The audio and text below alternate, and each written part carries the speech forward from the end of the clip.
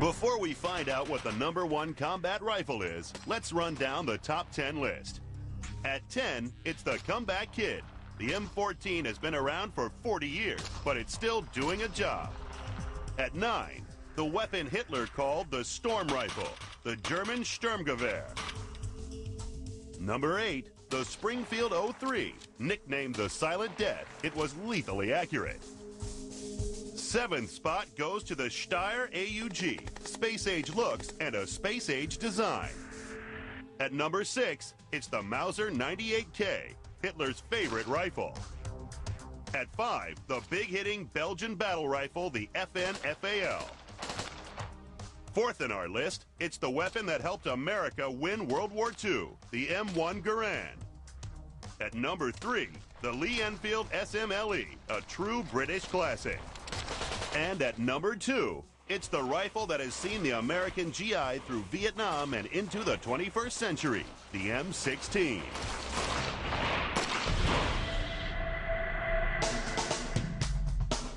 And finally, at number 1, the best of the best, a rifle which has become an icon of the 20th century as both a symbol of freedom and oppression.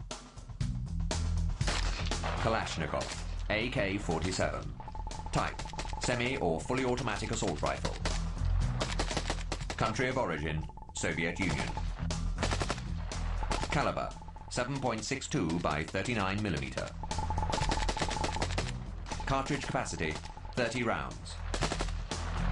Muzzle velocity, 2,329 feet per second. Rate of fire, 600 rounds per minute. If I had to go to a planet, an unknown planet, and I was allowed to take one firearm, it would be an AK-47. When Western civilization melts down, I want an AK-47. The AK-47 is the Lord of War. It probably caused the most death of any single weapon system produced ever. When you feel that click, you know you got 30 rounds of rock and roll. With over 50 million built worldwide, the AK-47 is a firearms legend. Its designer was Mikhail Kalashnikov. A Soviet tank sergeant, he devised the weapon while recovering from wounds sustained on the Eastern Front in World War II. Mikhail Kalashnikov was an inveterate tinker. He's self-described as the kind of guy who couldn't look at a door lock without wanting to take it apart and put it back together. As he's recuperating in hospital, he comes up with the idea for a self-loading rifle. And in 1947, it is approved as the new small arm for the Russian infantry, hence its designation AK-47, automatic Kalashnikov 1947 pattern. Built on the same principles as the German Sturmgewehr, it chambered an intermediate round and was built from stamped parts. Easy to produce and relatively cheap, the AK-47 looked clumsy, but when tested, it was supremely reliable. And to soldiers, that reliability meant something. What can you do to an AK-47 to make it stop firing? Not a whole lot. Maybe drive over with a tank. The AK, you can bury it in sand, you can bury it in mud, you can abuse it to the degree where it's covered with rust and it will still work. That weapon is going to keep you alive. Cleaning the AK-47 was also easy. You pop off the machinery cover. There's the guts. They're real simple. You don't need Q-tips. You can use your finger and a towel, a rag. I saw Afghans clean their AK-47s. They just tie their bootlaces into a multiple of knots, dip them in motor oil, and yank them through the barrel. And that was clean enough. But what made the AK-47 a universal killing machine was the ease with which soldiers could be trained to use it. It was said in the 70s that a child's first weapon should be a Kalashnikov because he couldn't go wrong with it. He couldn't make it not fire. If I were to take an American soldier out today, I could get him to field strip, clean, and take care of an AK in about 4 hours. The M16, I'm going to have to take a week. It's that simple. In the 1950s and 60s, the AK-47 became synonymous with Western fears of a massed Soviet invasion in Eastern Europe. One of the main underlying facts of the Cold War is that Ivan was going to come thundering through the Fulda Gap in central Germany with more tanks than God. And out of those tanks and armored personnel carriers, 1 million Russians, every one of them with a Kalashnikov. But the threat of a Soviet invasion never transpired.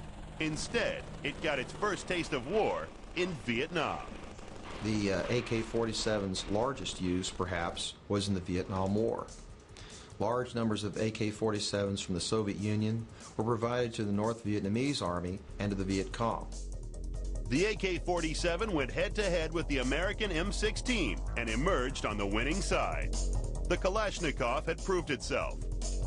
Through the latter part of the 20th century, it could be heard spitting out shells on every corner of the world. During the Cold War, the Russians would underwrite just about anybody who would say, oh, yeah, we're socialist. We hate the United States. They would throw Kalashnikovs at them.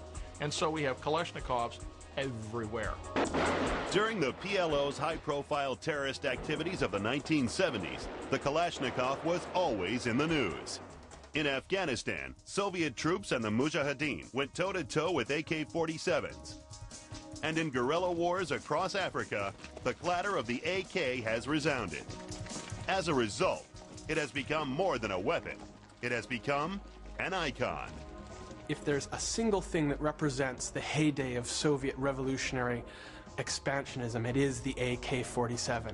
It becomes, next to Che Guevara's image on the high school student's t-shirt, the iconic image of the 1960s and 70s.